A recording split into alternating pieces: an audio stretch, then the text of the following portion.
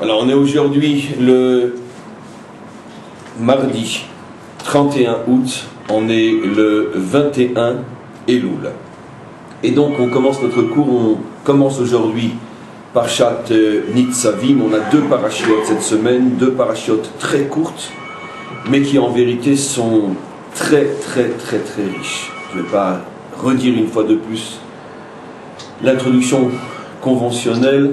Chaque paracha est la plus riche, la plus importante de toutes, mais c'est effectivement le cas. Dans notre paracha Nitzavim, on est véritablement en présence de dévoilement d'une prophétie inimaginable qui est d'autant plus forte que nous sommes, entre autres, la génération qui voit véritablement l'application de cette prophétie. Alors, à la différence de nombreux cours où on ne prend que quelques passages ici et là pour appuyer et construire nos explications, aujourd'hui on va lire en s'arrêtant et en commentant, mais on va lire malgré tout un peu plus que d'habitude, parce que je veux d'abord que l'on puisse parcourir ensemble cette prophétie qui était à l'époque de Moshe une prophétie et qui est pour nous de l'actualité, cette prophétie réalisée, extraordinaire donc, qui se trouve dans cette paracha, énoncée il y a plus de 3000 ans. Donc on est dans Parshat Nitzavim, je suis au verset 21. Juste avant, Moshe vient de mettre en garde contre l'idolâtrie, une fois de plus, dans tout le 5e livre, dans toute la Torah en général, mais dans le 5e livre plus précisément. Il vient de nous mettre une fois de plus en garde contre l'idolâtrie, ça veut dire contre l'abandon des valeurs et de la vérité de la Torah, l'idolâtrie sous toutes ses formes, même dans ses formes modernes d'aujourd'hui. Et il dit au verset 21 la chose suivante. Écoutez-moi bien, oui, écoutez-le bien. Ve'amar ador ha'acharon. Et voilà ce que dira la dernière des générations. Ça veut dire Moshe parle clairement pour la fin de l'histoire, c'est-à-dire donc, que signifie la fin de l'histoire? La vie ne va pas s'arrêter, l'histoire ne va pas s'arrêter. On retrouve souvent dans la Torah l'expression Aharit Ayamim, la fin des jours, ou Dor Aharon. Alors, Aharon de quoi? La fin de quoi?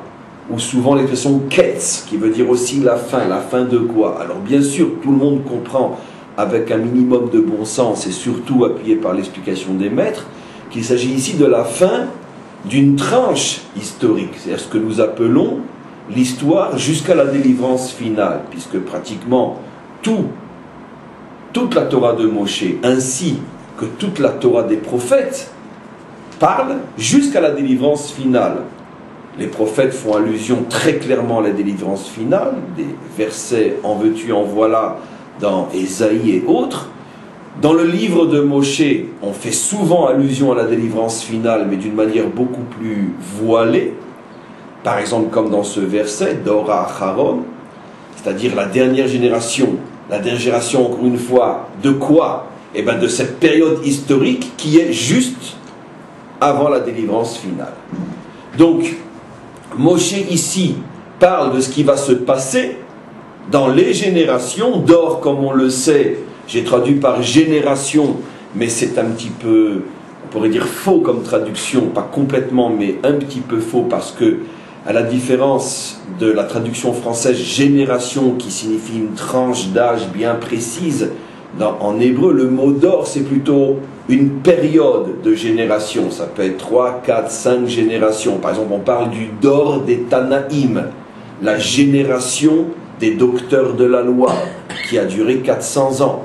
On parle du dor des Amoraïm, la génération de ceux qui ont expliqué la Mishnah, qu'on appelle donc les maîtres de la Gemara, et ainsi de suite. Donc un dor peut être 200, 300 ans, 400 ans, pas beaucoup plus, mais ça peut être une période de quelques siècles. C'est la raison pour laquelle nous savons que le dor Aharon, ce qu'on appelle la dernière génération, dure à peu près 300 et quelques années, celle qu'on appelle dans un autre langage Ikvata Demshicha, la génération du talon messianique. On a parlé du talon, c'est-à-dire c'est la période historique qui précède la délivrance finale. et qui dure plus ou moins 300 ans pour des raisons très profondes et très précises que l'on connaît, que l'on peut expliquer, mais ce n'est pas le sujet aujourd'hui.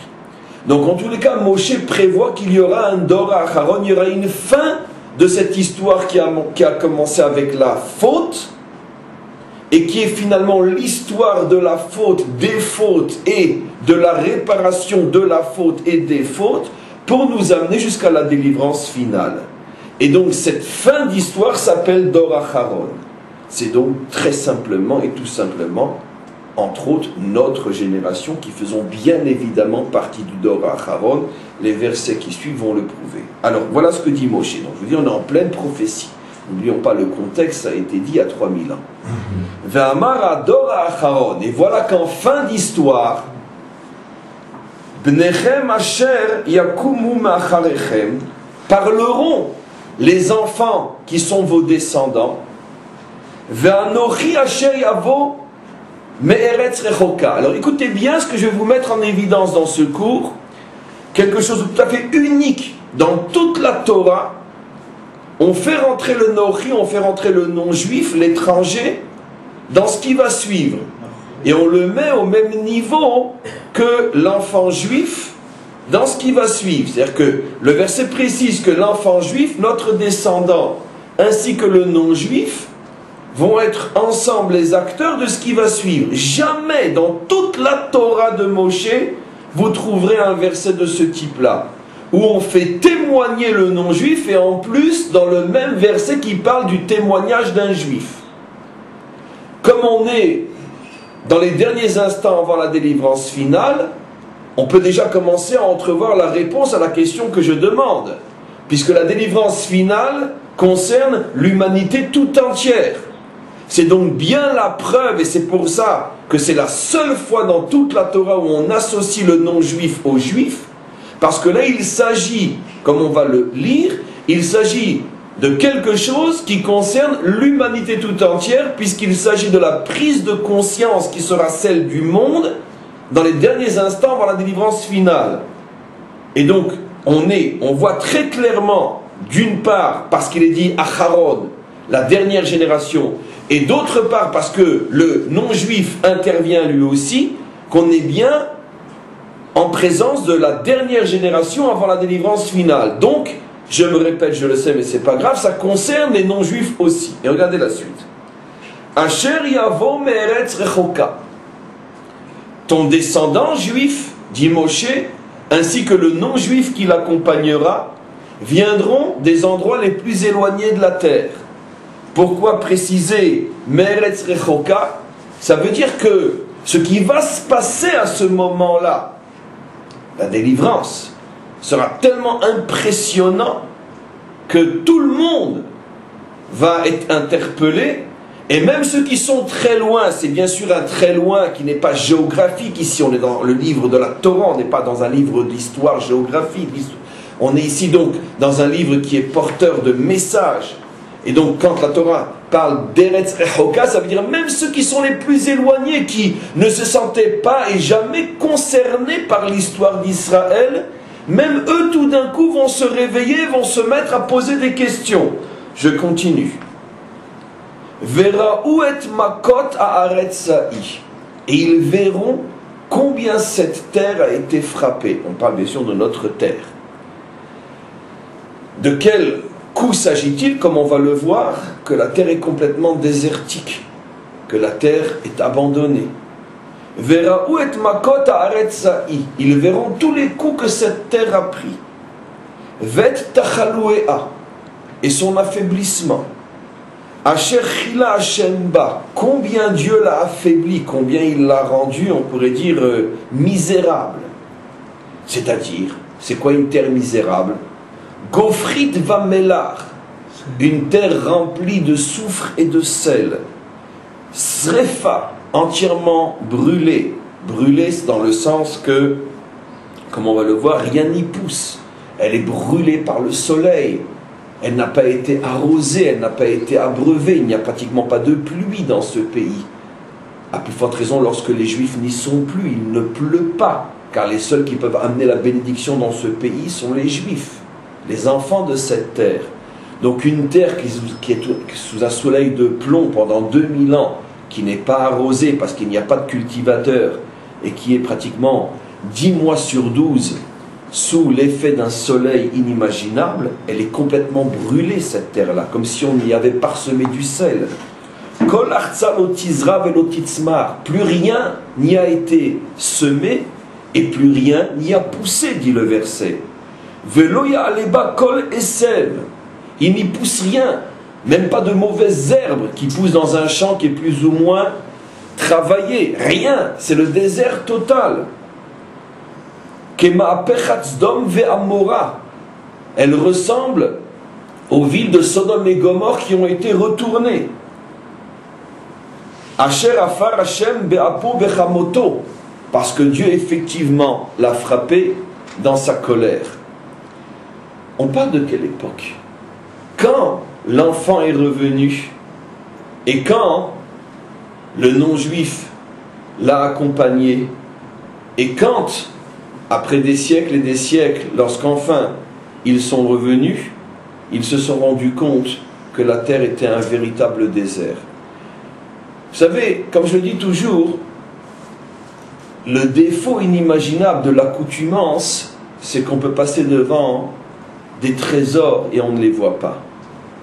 Bon, ben, on voit, bon, effectivement, on sait tous qu'il y a encore pas si longtemps que ça, à l'endroit où on parle, à l'endroit où a fleuri ce centre d'études et ce magnifique quartier dans lequel on enseigne, à cet endroit, il n'y a encore que 50 ans, il y avait des dunes de sable et des chacals qui se baladaient entre les dunes.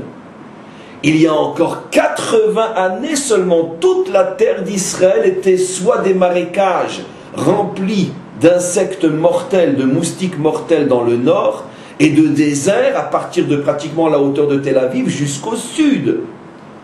Tout le monde sait comment c'était il y a seulement 80 années. D'abord parce qu'à cette époque-là, on prenait déjà des photos. Deuxièmement, parce que tout le monde le sait. Et troisièmement, parce qu'on a encore suffisamment de juifs qui ont vécu cette époque-là pour nous témoigner de l'état dans lequel cette terre se trouvait. Mais de toute façon, le monde entier le sait, puisque même les historiens non-juifs ont témoigné pendant des siècles et étaient stupéfaits de voir comment une terre qui avait été à ce point florissante pouvait être à ce point un désert ou un marécage. Mais ça, tout le monde donc le sait. Donc quand on lit ce verset, on ne se rend pas bien compte de la puissance du message. Mais mes amis, qui nous dit ça? Moshe. À quelle époque? À une époque où cette terre s'appelait le jardin de Dieu sur terre, le paradis terrestre, où c'est marqué déjà à l'époque de quoi? Non. Déjà à l'époque d'Abraham. Toute la région de Sodome et Gomorrhe, pour ne parler que d'elle, est appelée le paradis terrestre. C'est pour ça qu'il a voulu s'y installer. Mais pas seulement cette région-là. Comment est appelé l'ensemble de la terre d'Israël? Une terre où coule le lait et le miel.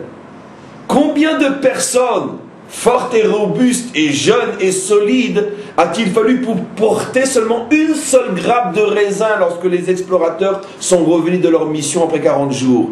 Il en a fallu 10 sur les 12 pour porter une grappe de raisin comme la Torah le dit. Donc une terre avec une abondance inimaginable. Il faut quand même le faire. Lorsqu'on est en face d'une terre pareille, prévenir qu'un jour, les descendants de nos descendants reviendront et trouveront devant eux une terre recouverte de sel et de soufre où rien ne pousse, brûlée par le soleil, qui ressemble plus à une terre après une explosion atomique, Sodome et Gomorrhe, qu'à une terre qui a un jour été habitée, qui en plus est appelée la terre où coule le lait et le miel dans toutes les langues et toutes les traductions, une terre qui faisait pousser des grappes qui nécessitaient 10 personnes pour les porter, une terre qui avait dans toute la vallée du Jourdain une telle abondance qu'on appelait cet endroit-là le paradis de Dieu.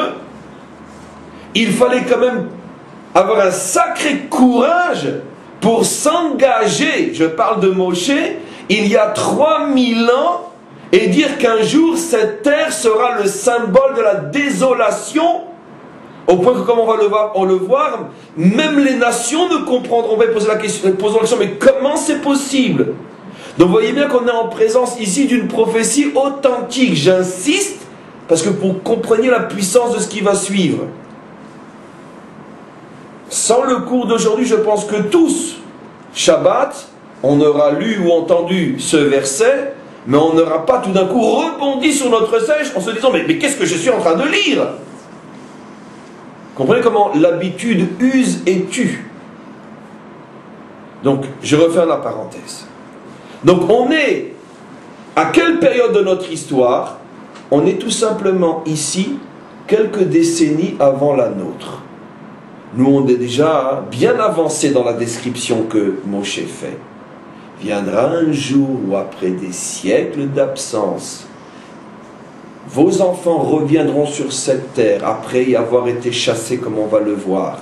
Ils trouveront une terre qui aujourd'hui, devant mes yeux et vos yeux, s'appelle la terre où coule le lait et le miel, mais un jour s'appellera la terre de sel et de soufre, où rien ne pousse, où rien ne vit. Voilà ce que dit Moshe dans la Torah. Comme je le rajoute souvent, si un jour quelqu'un vous demande dans la rue, prouve-moi que la Torah est vraie. Surtout ne commettez pas l'erreur de faire de la philosophie et de vous tordre la tête à chercher des réponses je ne sais où. Amenez-le tout simplement par Shatnit Savim et dites-lui, regarde, lis, comprends, interprète. C'est pas la preuve absolue que la Torah est divine.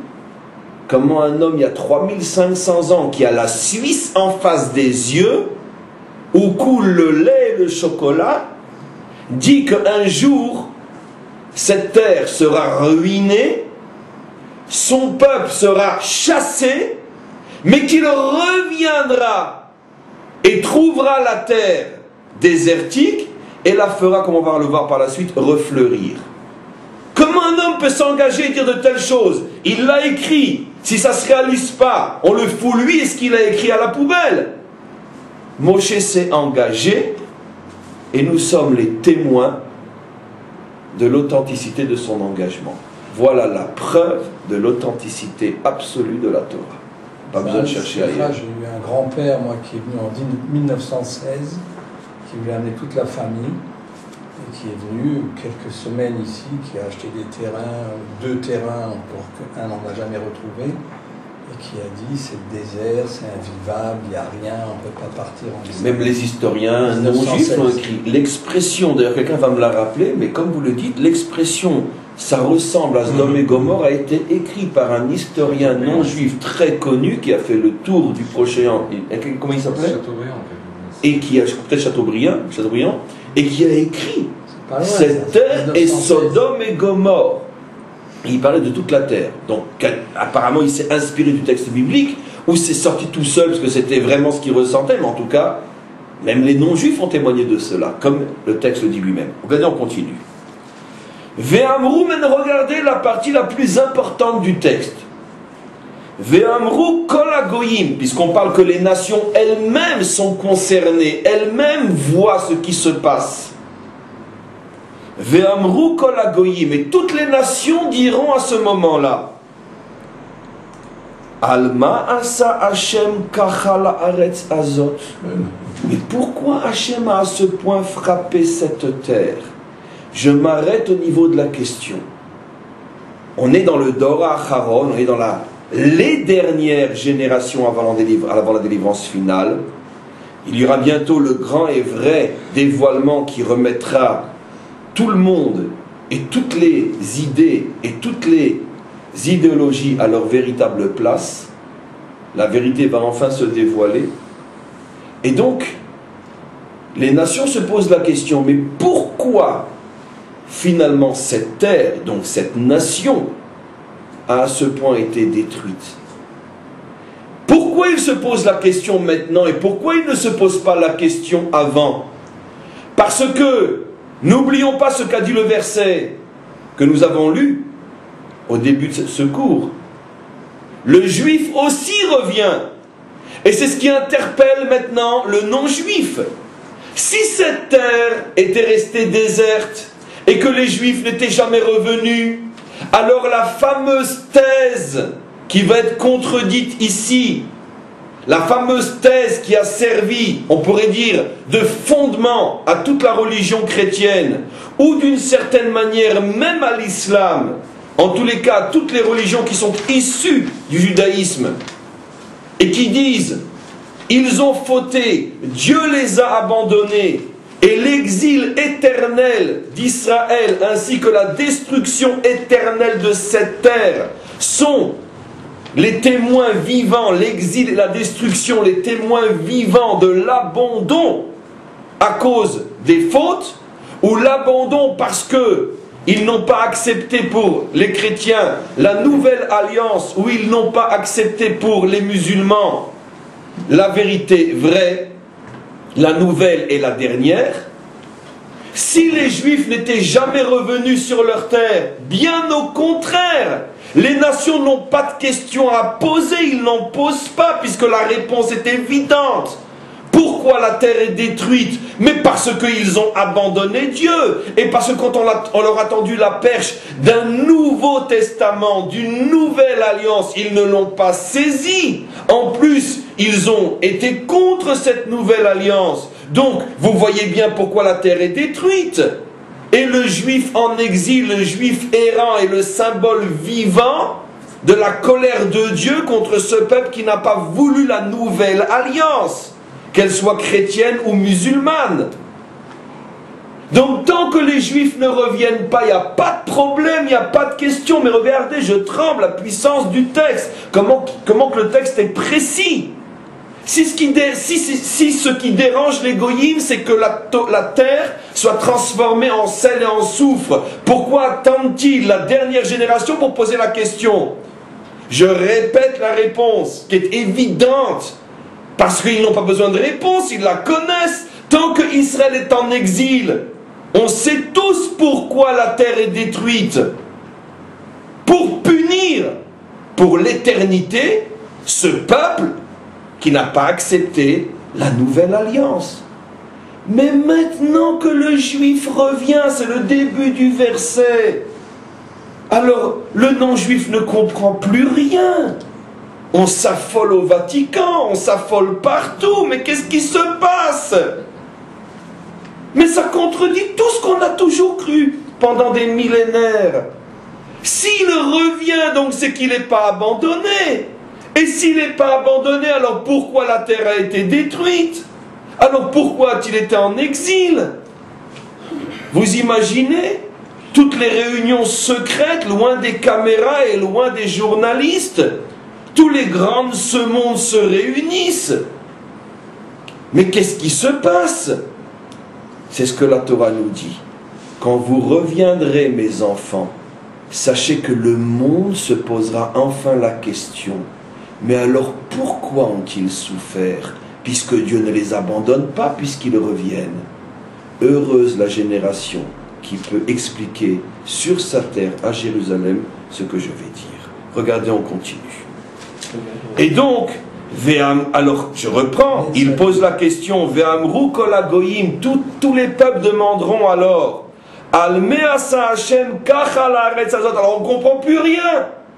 Toute notre thèse qui expliquait qu'ils ont été punis parce qu'ils n'ont pas accepté le nouveau message, soit chrétien, soit musulman, toute cette thèse s'effondre puisqu'ils reviennent. Ve'amru.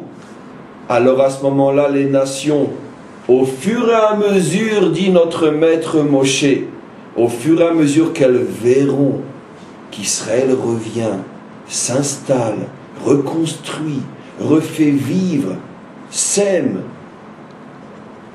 récolte, refait pousser et jaillir la vie et transforme les déserts en sources, comme les prophètes nous l'ont promis, à ce moment-là, les nations seront obligées d'admettre qu'elles se sont trompées. Mais non, c'est pas parce qu'ils n'ont pas voulu de la nouvelle alliance, c'est exactement le contraire qui est vrai. Regardez ce que les nations diront. Regardez, ce verset-là porte la fin totale, définitive du mensonge qui dure depuis 2000 ans en ce qui concerne notre peuple. Ce mensonge est détruit dans ce verset-là. Et regardez ce qui est dit. Ve'amrou, les nations elles-mêmes diront, Alacher azvu et brit Hashem, parce que les Juifs ont abandonné l'alliance de Dieu. Là, ils peuvent encore être contents, l'alliance de Dieu. Ah oui, vous voyez, on leur a dit, hein, il ne fallait pas abandonner l'alliance. Mais attendez, lisez jusqu'au bout. De quelle alliance s'agit-il? L'alliance du Dieu de leur père, Asher Karat Imam, qu'il a conclu avec eux, Beotzio Otam Me'eretz Mitzrayim, lorsqu'il les a sortis d'Égypte. La première, pas la nouvelle. Autant que je sache, et tout le monde, et tous les hommes de bonne foi le savent, l'alliance qui a été conclue avec nous au moment de la sortie d'Égypte s'appelle la Torah de Moshe, ce que eux appellent l'Ancien Testament. Et regardez comment ce verset fait tomber 2000 ans de mensonges. Vous dites que nous souffrons parce que nous n'avons pas accepté la nouvelle alliance, qu'on appelle en hébreu Brit HaChadasha. En Israël, on voit partout des églises avec l'enseigne Brit HaChadasha, parce qu'elles l'écrivent en hébreu, la nouvelle alliance. À Jérusalem, vous en avez 4 ou 5 au moins, sur lesquels c'est marqué en grand Brit HaChadasha, le lieu de la nouvelle alliance. Ce n'est pas parce que nous n'avons pas accepté la nouvelle alliance, c'est parce que nous avons abandonné l'ancienne, celle que Dieu a contractée avec nous au moment de la sortie d'Égypte. Mais comment avez-vous des yeux et vous ne voyez pas? Mais comment pouvez-vous pendant 2000 ans enseigner, dire, proclamer un tel mensonge alors que vous vous référez, volontairement ou non, consciemment ou non, vous vous référez quand même un petit peu à l'Ancien Testament. Vous ne voyez pas que l'Ancien Testament dit qu'à la fin des temps, lorsque nous reviendrons et que ça fera un tollé dans le monde parce que ça commencera à faire tomber toutes vos théories meurtrières sur nous, vous voyez bien que la Torah avait déjà prévenu que vous-même comprendrez alors que nous avons été punis à cause de l'ancienne alliance, pas à cause de la nouvelle, ni la chrétienne et ni la musulmane. Il n'y a qu'une seule alliance, la nôtre, et c'est que par rapport à cette alliance que nous sommes jugés. Je relis le verset pour ceux qui n'ont pas compris. Ve'amrou, c'est les nations qui diront. Et je reviens maintenant sur la question que j'avais demandé, mais où a-t-on vu dans toute la Torah de Moshe qu'on laisse les nations s'exprimer au point que ça devient un verset? Mais c'est révolutionnaire ce verset. Pourquoi c'est les nations qui disent ça? Pourquoi c'est pas nous qui le disons? Puisqu'on est en train de constater que notre terre est devenue un désert.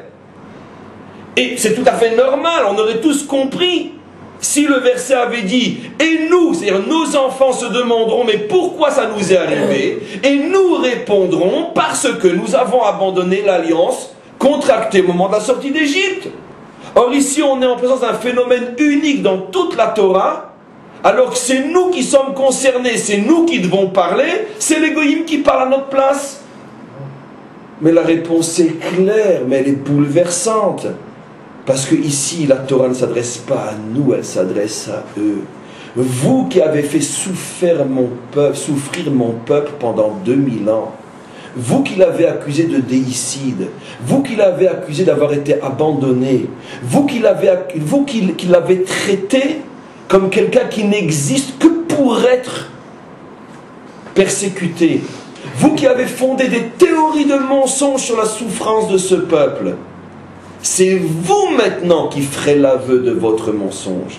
C'est vous qui reconnaîtrez que la seule et unique raison pour laquelle mon peuple a souffert, c'est pas à cause de votre alliance, c'est à cause de la mienne qui est aussi la sienne. Car moi, maître du monde, je ne connais qu'une seule alliance, celle que j'ai contractée avec mon peuple à la sortie d'Égypte. Voilà ce que les goïms seront obligés de reconnaître. Vous comprenez maintenant pourquoi on souffre tellement sur notre terre? Vous comprenez pourquoi et qui est derrière tout ce qui nous arrive, comme on le sait tous et on n'a pas le droit de le dire? Vous comprenez pourquoi les dirigeants, les politiques sont tous des marionnettes entre les mains d'une éminence grise qui dirige le monde et qui fait tout pour que le projet de notre retour s'arrête? Parce qu'ils font tout pour ne pas arriver à cet aveu qui de toute façon leur sera arraché de la bouche, qu'ils le veuillent ou qu'ils ne le veuillent pas. Malheureusement, nous, on est encore avant ce verset. Comme je vous ai expliqué des fois, en 3 versets, il y a 300 ans d'histoire. Dans la Torah de Moshe, c'est 3 versets. Mais dans notre histoire, c'est peut-être 400 ans. On a vécu déjà le début qui dit que le juif revient sur sa terre et qu'elle est un désert ou des marécages. On a aussi déjà vécu, où on est en plein vécu de ce questionnement des nations. Mais alors, on s'est fichu de nous pendant 2000 ans, quand on nous faisait croire que ce peuple avait été abandonné pour toujours parce qu'il avait tué Dieu, puisqu'ils reviennent. Et tous ont essayé de faire refleurir cette terre. Personne n'y est arrivé, et eux, rien qui mettent leurs doigts dessus, et elle devient un paradis. Alors tout le monde se pose la question, mais alors qu'est-ce qui s'est passé? Par contre, on n'est pas encore à la dernière étape de l'aveu. L'aveu, c'est encore peut-être pour quelques années ou quelques décennies. Pour l'instant, on est dans l'étape de la panique avant l'aveu. Et c'est pour ça qu'un complot inimaginable est en train d'être fomenté contre nous. Ce complot, bien sûr, on le sait très bien, a pour acteur principal les représentants des religions qui sont véritablement concernés par cet aveu, qui se servent des politiques, qui se servent de l'économie, qui se servent de toute on pourrait dire, l'apparence de ce qui apparemment dirige le monde. Parce que ce n'est pas eux qui dirigent le monde. Ceux qui dirigent le monde sont les éminences grises, comme toujours dans l'histoire, qu'on ne voit pas, dont on ne parle pas, mais qu'on devine et qu'on ressent. C'est eux qui, derrière, font monter et descendre qui ils veulent, quand ils le veulent, et le souci est un et unique, détruire la nation d'Israël. Parce que si cette nation réussit, qu'est-ce qu'on va continuer à dire? C'est la fin de tout ce qu'on a construit pendant 2000 ans. Puisque si eux reviennent et que renaît véritablement de ses cendres l'ancienne alliance, c'est donc la preuve que la nôtre, elle n'est pas si nouvelle que ça. Et voilà l'enjeu que nous vivons aujourd'hui.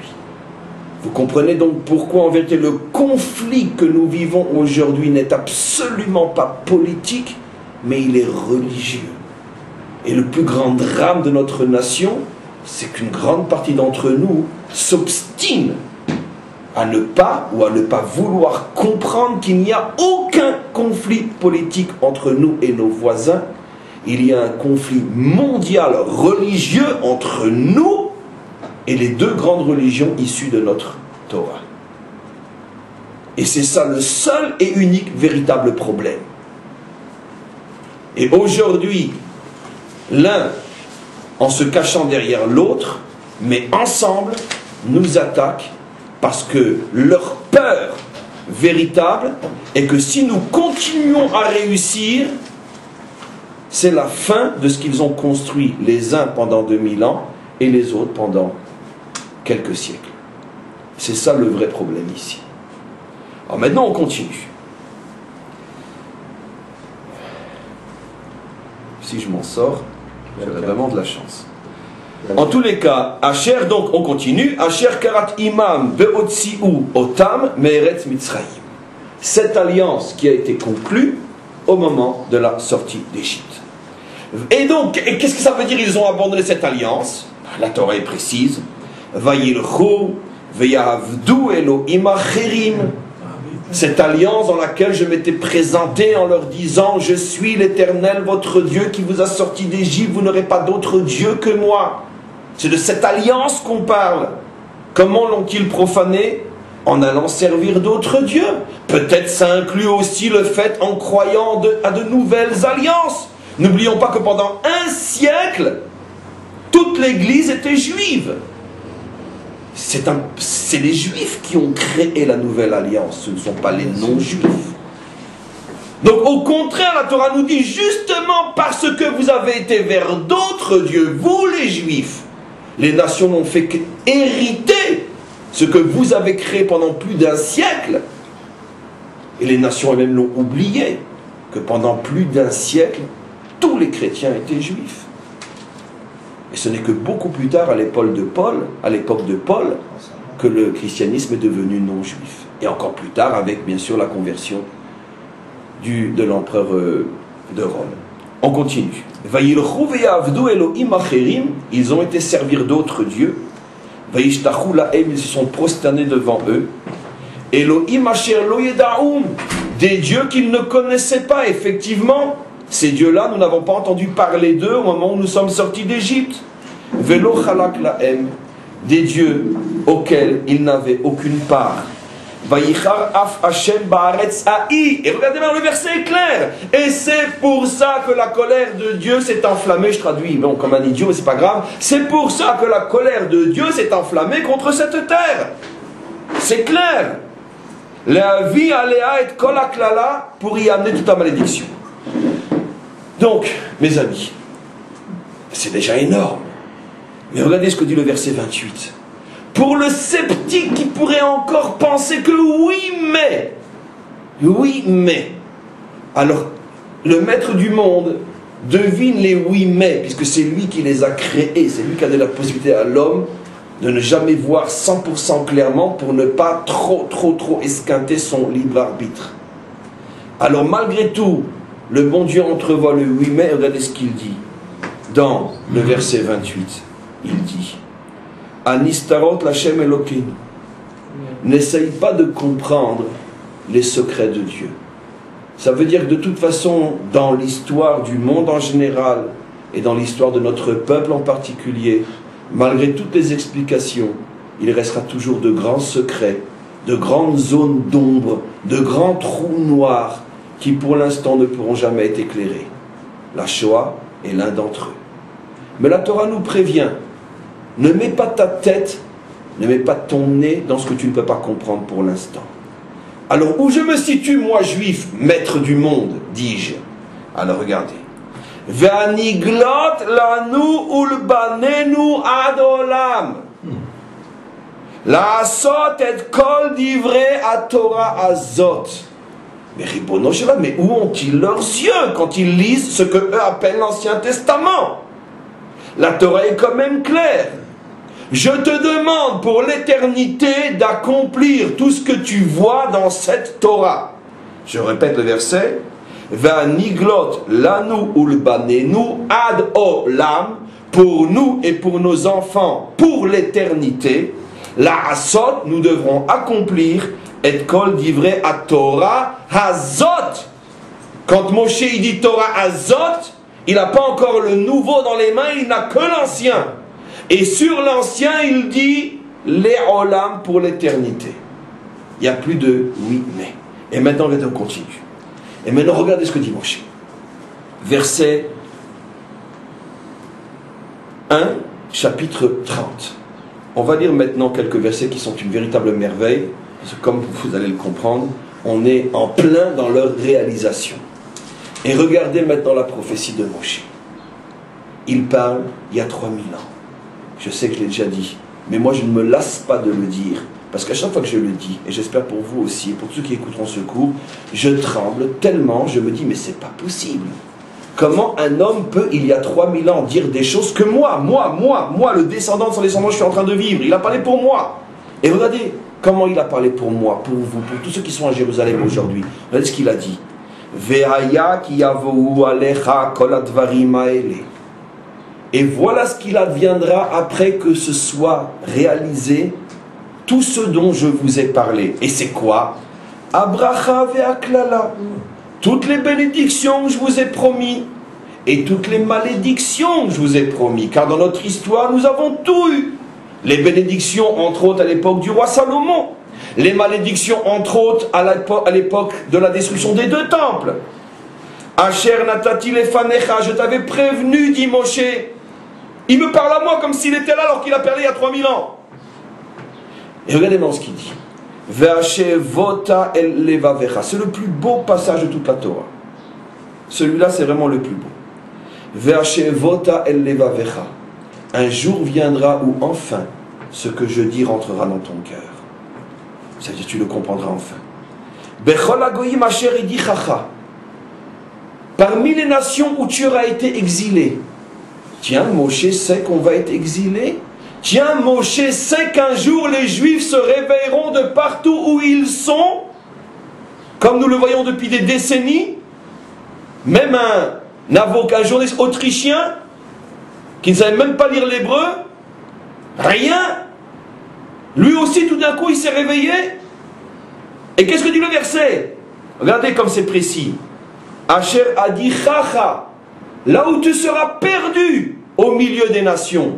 On parle même de juifs perdus qui vont se réveiller. Mais d'où Moshe le sait il y a 3000 ans? Vous me direz, c'est un prophète. Je ne fais que le mettre en évidence. Car des fois, les évidences deviennent tellement évidentes qu'on ne le sait plus. On a fini par oublier que Moshe est un prophète. C'est pour ça que ce genre de verset remet les pendules à l'heure. Moshe est un prophète. Comment pouvait-il savoir qu'un jour, un journaliste autrichien parlerait du retour? Alors qu'il ne sait rien du judaïsme. Mes amis, il ne savait tellement rien du judaïsme que Dieu me pardonne, je ne dis pas ça pour dire du mal de lui. Tous ses enfants se sont convertis au catholicisme. Ça veut dire que vraiment il était loin. Comme n'importe quel notable autrichien de l'époque qui faisait tout pour s'assimiler. Mais lui, tout d'un coup, il a... C'est de ça qu'on parle ici. Même ceux qui sont les plus éloignés, tout d'un coup se mettront à se réveiller. Alors ne parlons pas des autres, ceux dont les enfants ne sont pas convertis au catholicisme. On continue. Du milieu des peuples où Hachem t'aura exilé. Et regardez ce qu'il dit. Veshavta ad Hashem Elokecha. Tu entameras un retour qui te ramènera jusqu'à Dieu. C'est vrai, le réveil de cet Autrichien était encore à des années-lumière d'être un retour vers Dieu. Mais il a entamé. Ad, le verset est précis. Veshavta ad. Il faut absolument que nous comprenions l'hébreu. Parce que l'hébreu est fondamental dans ce genre de verset. Veshavta ad signifie que tu entameras un processus de retour jusqu'à. Ça peut prendre des décennies. La Torah nous a prévenus. Ne commets pas l'erreur de te dire « Oh oui, mais lui, il n'était pas religieux, et puis toute cette bande de nuls, de zut qui ont... » Mais non, le verset te prévient. Veshavta ad, c'est un long processus de retour qui commence parmi les nidachim, qui commence précisément parmi ceux qui sont les plus éloignés. Mais regarde, nous, un siècle après, qu'est-ce qu'on constate? C'est qu'effectivement, non seulement le retour a suivi son cours, il a été de plus en plus fort, et pas seulement sur le plan physique, sur le plan spirituel. Prenons l'exemple rien que de notre communauté. Rappelons-nous comment nous étions encore il y a quelques années et comment nous sommes aujourd'hui. Tout Israël est en train de revenir. Le processus est un processus de retour, non d'éloignement. On le sait tous, on le voit tous, on le vit tous. La Torah ne s'est pas trompée. Un long mais sûr processus de retour. Qui aboutit où? À Hashem Elokecha. Ce sont tous les Chosrim Betchouva par milliers que nous voyons se rajouter les uns après les autres chaque jour sur notre terre. C'est phénoménal ce qui se passe aujourd'hui. Regardez maintenant. Veshavta ad Hashem Elokecha veshamata bekolo. Et tu finiras enfin par entendre sa voix. Et regardez, et tu reviendras à ce que je t'ordonne aujourd'hui. À la fin des temps, vous reviendrez à ce que je vous ordonne aujourd'hui. Mais Ribono Shel Olam, mais il ne voit pas les autres, ce que Moshe nous dit. Il ne parle pas d'une nouvelle alliance, d'une nouvelle religion, d'une nouvelle croyance. Votre retour est vers ce que je vous ordonne aujourd'hui. Aujourd'hui, Moshe nous ordonne, quand il parle de manger kasher. Et donc ce qui rentre dans la bouche est aussi important que ce qui sort de la bouche. Aujourd'hui, Moshe nous demande de circoncire notre chair. Et pas seulement notre cœur. C'est à ça que Moshe fait allusion lorsqu'il dit ce que je vous ordonne aujourd'hui. On continue. Toi et tes enfants, vous reviendrez vers moi de tout votre cœur et de toute votre âme. Et regardez ce magnifique verset. Veshav Hashem Elokecha et Shevutecha. Et Dieu reviendra avec tes exilés. Comme Rachi et tout le commentaire le font remarquer, il n'est pas dit Veshiv Hashem et Shevutecha. Dieu fera revenir les exilés, mais il est dit, le génie de l'hébreu, Veshav Hashem, et Dieu reviendra avec les exilés. Rachi s'étonne, qu'est-ce que ça veut dire que Dieu revient? Dieu est-il en exil? Et Rachi répond oui. Lorsque Israël est en exil, Dieu est en exil. C'est-à-dire en bon français, l'identité véritable de Dieu s'est voilée, en même temps que l'identité véritable d'Israël s'est voilée.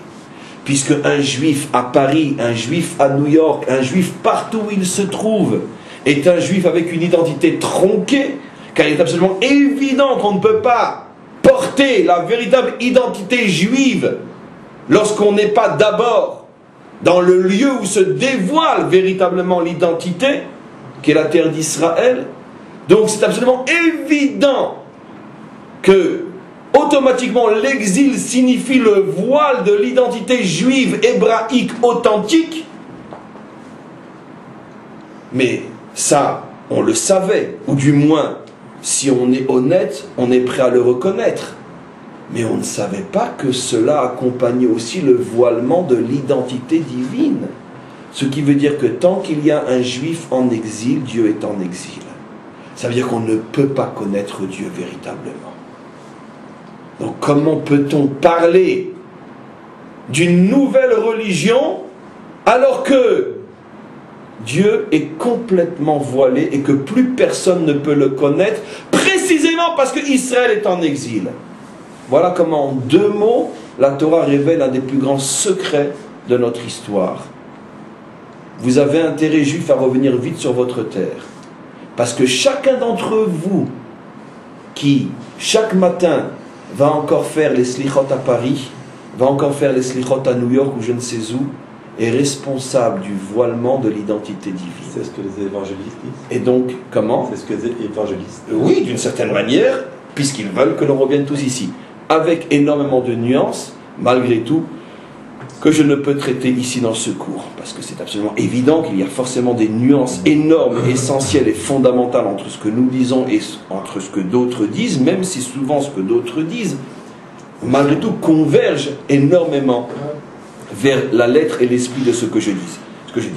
Donc, automatiquement, le verset nous explique Veshav Hashem et Shevutecha, Dieu revient avec les exilés, ce qui veut dire donc, encore une fois, qu'on ne se joue pas la comédie, qu'on ne se cherche pas de bonnes excuses, il n'y a pas de dévoilement de Dieu en dehors de la terre d'Israël, ou pour le dire d'une manière plus claire encore, il n'est pas possible de révéler l'identité de Dieu tant que le dernier des Juifs en exil ne sera pas revenu. Et sur ce que je viens de dire maintenant, tel que je viens de l'exprimer, personne au monde, aucun maître d'Israël ne s'est opposé à une affirmation pareille. Ils ont tous dit ce que je dis, mais chacun à leur manière, et tous ceux qui n'ont pas encore compris ça ne font que falsifier l'enseignement du maître auquel ils se réclament. Car il n'y a aucun maître sérieux au monde qui peut dire que l'on peut dévoiler véritablement Dieu en dehors de cette période où tous les Juifs seront revenus. Comme le rabbi, par exemple, insiste constamment pour dire cette phrase qui est devenue pratiquement son leitmotiv, Velo nidar mimcha shum nedar, personne ne restera à l'extérieur. Tant qu'il n'y en a encore qu'un à l'extérieur, l'identité divine ne peut pas se dévoiler à la perfection. Et c'est la raison pour laquelle le verset ici est au singulier. Tous les commentaires font remarquer que puisqu'on est en train de parler du retour d'Israël, comment se fait-il que depuis le début de la lecture, on parle au singulier, tu reviendras, etc. Alors on sait, à un niveau simple, parce que Israël est appelé comme une entité unique au singulier. Mais c'est une explication juste, mais qui reste la première. À un niveau plus profond, c'est pour bien nous faire comprendre que pour que Dieu revienne, il faut que chacun en particulier revienne. Et tant qu'il en reste encore un, Velo nidar mimcha shum nedar, tant qu'il en reste encore un, il y a quelque chose de Dieu qui ne peut pas se dévoiler. Et les commentaires donnent un exemple extraordinaire pour montrer ça. Vous savez que dans la loi du bain rituel, le mikvé, si on se trempe pour se purifier et qu'il ne reste ne serait-ce qu'un cheveu dehors, même 1 millimètre de cheveux dehors, c'est comme si la personne ne s'était absolument pas trempée et elle doit tout recommencer. Ce qui veut dire que même si 99,9% du corps est immergé dans l'eau, un cheveu rend caduque toute l'immersion. C'est exactement. Puisque la délivrance est aussi et surtout la purification de notre peuple, comme il est dit, et je verserai sur vous des eaux de vie qui vous purifieront, Veti artem lifne Hachem, vous serez purifiés devant Hachem, dans Ézéchiel et d'autres prophètes. Automatiquement, puisqu'on compare la délivrance à une purification, il est donc clair que s'il reste un cheveu, c'est-à-dire un juif dehors, la purification ne peut pas se faire véritablement. Oui. Quelle différence entre nous et Amalek à ce niveau-là? Si vous dites à cause de nous ou d'un juif qui est en exil, le nom d'Hachem il n'est pas entier, ou du moins il est pas entier sur la terre d'Israël, et Amalek a divisé le nom de Dieu en... Il n'y a aucune différence entre nous et Amalek d'un point de vue extérieur. Tu as parfaitement raison. Le fait que Dieu est en exil, par le fait que chaque juif est en exil, empêche le dévoilement du nom divin. Je répète à haute voix ce que tu as voulu dire. C'est apparemment ce que la Torah accuse Amalek d'avoir fait ou d'avoir voulu faire, de voiler le nom de Dieu, de l'avoir coupé en deux, rappelez-vous tous ces coups, etc. Bon, peu importe. La question est-ce qu'apparemment c'est un comportement amalécite? Oui, non, oui et pourquoi? Non d'abord parce qu'il est absolument évident qu'il n'y a aucune comparaison à faire entre la raison pour laquelle un juif reste à Paris et la raison pour laquelle Amalek nous met dans un four crématoire pour qu'on ne vienne pas en Israël. La comparaison, je n'ai pas besoin d'aller plus loin. Mais, malgré tout, je vais aller malgré tout plus loin. C'est en vérité à cause d'Amalek que le juif ne revient pas. C'est toujours à cause de lui. Parce que Amalek n'est pas seulement un personnage qui nous met dans les fours. Au moment où on revient sur notre terre et que le moufti de Jérusalem se dépêche de dire à Hitler, il faut absolument stopper ça, comme on le sait tout de suite. Quelques mois après, la solution finale est déclarée. Tout de suite après la rencontre entre le moufti et Hitler. Comme on le sait, on se fatigue de le répéter. Donc, c'est pas seulement celui qui nous met dans les fours pour que nous ne revenions pas à Jérusalem. Donc, aucune comparaison possible avec celui qui reste à Paris parce que là-bas il a la Parnassa et ici il pense ne pas l'avoir. Mais, en vérité, c'est toujours à cause d'Amalek parce qu'Amalek c'est pas seulement physique, c'est aussi spirituel. C'est quoi la clipa d'Amalek? C'est quoi l'impureté d'Amalek? Comme on le sait, entre autres, c'est le doute. C'est celui qui me décourage. Et donc, automatiquement, après toutes les explications que pourra te donner celui qui n'a pas le courage de monter en Israël, après que tu aies tout entendu et que tu cherches maintenant, bon, allez, conclusion, c'est quoi ton problème? Tu as un doute, est-ce que tu vas réussir ou non? Parce que si tu étais sûr que tu vas réussir, tu ne serais même plus là-bas pour qu'on puisse en parler. Or, finalement, à quelques exceptions près, et quand je dis et je précise, j'allais encore une fois oublier de le faire, ça m'a d'ailleurs causé tellement d'ennui que je le reprécise. Quand je parle de venir en Eretz Israël, je parle de tous ceux qui sont l'écrasante majorité, qui n'ont pas, au moment où je parle, une obligation d'être là où ils sont, parce que s'ils ne sont pas là-bas, il y aura une catastrophe qui va se produire. Par exemple, je ne sais pas, quelqu'un qui est à la tête d'une école, à ce moment-là, s'il dit je m'en vais, à quoi 2000 enfants vont se retrouver sans chinour? Il faut être intelligent. Il y a malgré tout une construction. Je ne parle pas de quelqu'un qui œuvre pour le peuple juif quelque part dans le monde et que s'il s'en va, il va mettre dans une difficulté énorme des dizaines, des centaines de gens qui dépendent de lui. Je ne parle pas de ça. Ce qu'on appelle dans notre langage à nous, les chassidim, la shlichut. Je ne parle pas de ça. Malgré tout, même dans la shlichut, je précise, je ne parle pas seulement de la shlichut Lubavitch, bien sûr, je parle de la shlichut, d'une mission, je précise, à condition d'être honnête, à condition de ne pas tenir un double langage, à condition de ne pas laisser croire à ceux dont on s'occupe que heureux comme dans le meilleur des mondes, et que finalement on peut vivre là pour l'éternité. Non. Si tu tiens le langage qui est celui d'un chassid authentique, il n'y a pas de temps à perdre, c'est bientôt la délivrance, il faut se préparer à partir. Et que donc il faut revenir à la Torah, parce que c'est la condition première et fondamentale pour être un bon juif en Eretz Israël. Si c'est ton langage que tu fais vraiment sentir à toi-même et aux autres, que c'est du provisoire tout ça, comme l'a dit et le répète sans arrêt le rabbi, tout ça c'est du provisoire, on n'est pas là pour y rester. Si tu le vis et tu le fais vivre, alors tu es un chaliar authentique.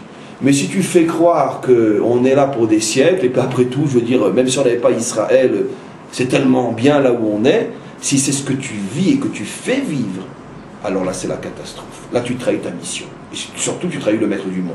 Et tu trahis celui au nom duquel tu te réclames.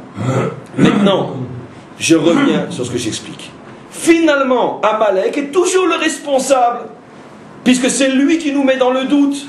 Parce que si chaque juif qui hésite se voyait déjà après la fin du film installé et ayant réussi, ce qui arrive à tous ceux qui viennent sincèrement pour s'installer et réussir, car ceux qui ne réussissent pas, forcément il y a eu quelque part un moment où ils ont succombé au doute, et c'est pour ça qu'ils se sont affaiblis et sont repartis.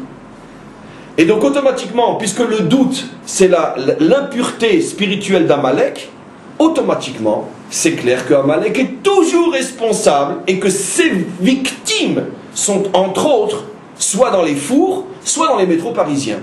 Simplement que dans les fours ce sont les victimes même physiques, et dans les métros parisiens ce sont les victimes seulement spirituelles. Bon, Hachem. Mais c'est toujours Amalek qui frappe. On va terminer juste par une phrase extraordinaire. Regardez, elle est magnifique cette phrase, le verset 4. Et même si tu es perdu au fin fond du ciel, à comprendre bien sûr pas comme dans un livre de géographie, mais dans un livre de Torah, c'est-à-dire tu es perdu dans des idéologies, dans des trucs fous, tu es quelque part en Inde ou sur une montagne dans le Tibet en train de faire je ne sais quoi, pour arriver à l'extase. Donc, même si tu es perdu au fin fond du ciel, dans je ne sais quelle folie spirituelle, Misham yikabetsecha Hashem, de là-bas Hashem viendra te chercher. D'où on trouve le plus de jeunes juifs qui reviennent à la Torah, précisément des Indes et du Tibet. Comme on le sait, la Torah s'est pas trompée. Avec un minimum de décodage, on dit chapeau Moshe, tu nous as encore une fois prouvé que tu étais un bon prophète. Même ceux qui sont perdus au fond du ciel, et c'est précisément ceux-là dont il parle, et il ne parle que d'eux, ceux-là reviennent. Et on le voit tous les jours.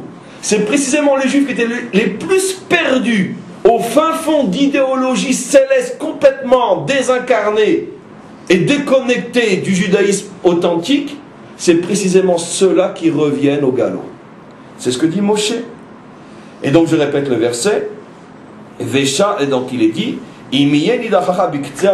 même si tu es perdu au fin fond du ciel, Misham yekabetsecha, de là-bas j'irai te chercher, Hashem Elokecha, moi Hashem ton Dieu, ou Misham yekachecha, de là je te prendrai, et je te prendrai pour t'amener où? Mais bien sûr, laissons parler. Ve'eviacha Hashem Elokecha el haaretz. Non. Je ne t'ai pas ramené à moi pour que tu ailles t'installer dans une synagogue à Paris.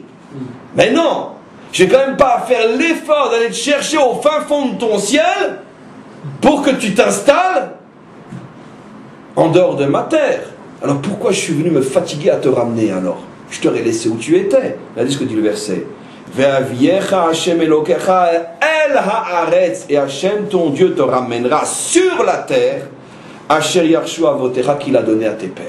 Donc c'est clair.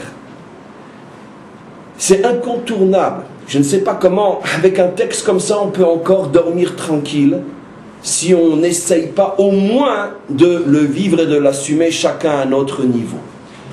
En tous les cas, vous voyez que ce texte est une prophétie absolument époustouflante On a montré comment elle était véritablement une prophétie de la fin des temps, puisqu'elle s'adresse aux nations essentiellement. Ce n'est que vers la fin du cours et vers la fin des versets que je suis revenu à un problème plus juif qui nous concerne. Mais en vérité, que ce soit le début du cours ou la fin du cours, on comprend bien que c'est véritablement de notre actualité que Moshe parlait il y a 3000 ans. On est véritablement la génération. C'est pour ça que n'oubliez pas ce passage. Les 30 premiers versets de Parshat Nitzavim sont la preuve absolue, premièrement, de l'authenticité de la prophétie de Moshe, deuxièmement, de l'authenticité de la prophétie de la Torah, troisièmement, de l'authenticité de l'histoire juive, puisque l'histoire juive, comme on le verra encore un peu plus demain, correspond en tout point, puisque nous sommes là pour le témoigner, à tout ce qui a été prévu il y a déjà 3000 ans. Donc, tout est vrai, absolument vrai.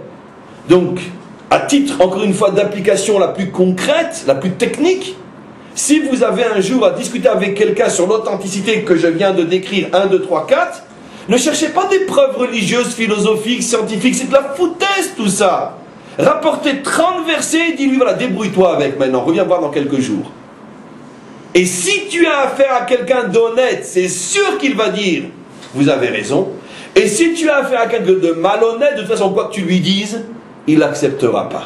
Donc au lieu de perdre ton temps à des démonstrations mystiques et tout ce que tu veux, ou scientifiques, selon le tempérament de celui que tu as en face de toi, traduis-lui ce texte s'il ne le comprend pas en hébreu, et dis-lui, viens me revoir dans une semaine. Et là tu vois tout de suite, homme honnête, j'ai tout compris, homme malhonnête, rien n'y fera. En tout cas pour l'instant, parce que personne n'est perdu à long terme. On s'arrête là pour aujourd'hui, et merci beaucoup.